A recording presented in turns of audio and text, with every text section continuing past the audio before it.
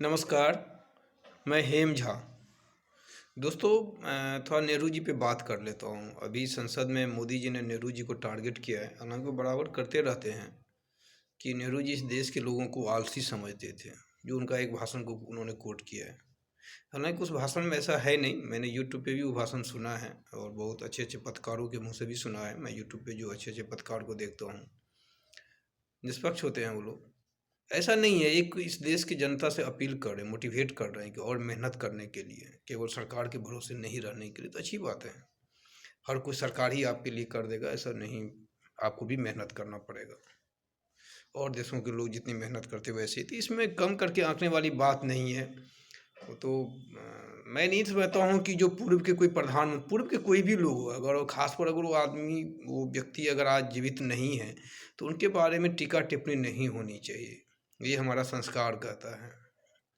और अगर हो तो भी नहीं होनी चाहिए, क्योंकि उन्होंने जो किया सो किया। अब जो है उनको करना होता है, ये हमेशा से होता है। अपने घर से ही देख लीजिए, घर में जो नींव तैयार करता है, और अगर मान लीजिए आगे उस नींव पे अगर आप बिल्डिंग बनाते हो और ये कहें कि नींव में ऐसे कर दिया इसलिए ऐसे हो गया, ऐसे करना चाहिए तो ये ऐसे तैसे सब नहीं चलता है। फिर आप उनका अपमान करें उन नींव बनाने वाले का।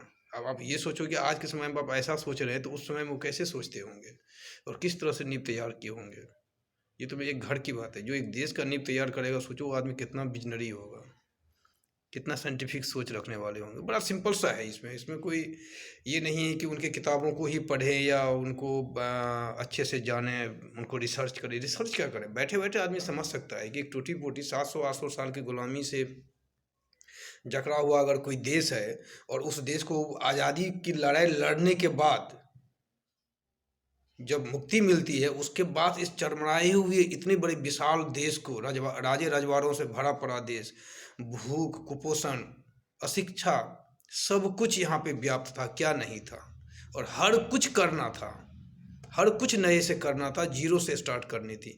ऐसे में अगर किसी ने उस चीज़ को, यानी किसी को एक ही साइड नहीं देखना था, हर साइड देखना था, हर कॉर्नर को फोकस करना था, हर सेक्टर को फोकस करना था।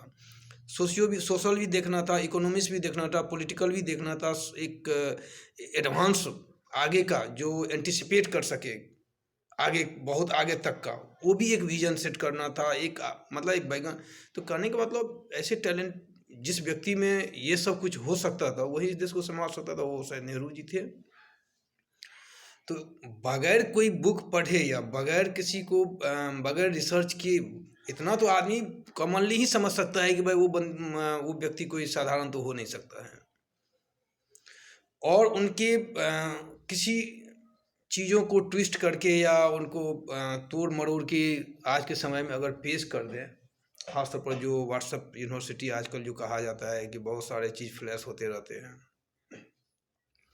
और उस ग्राउंड पे किसी को हम एनालाइज करें और उनको हम सही या गलत ठहराएं, तो ये बहुत सरलीकरण होता है, बहुत सिंप्लीफिकेशन है। ऐसा नहीं होना चाहिए।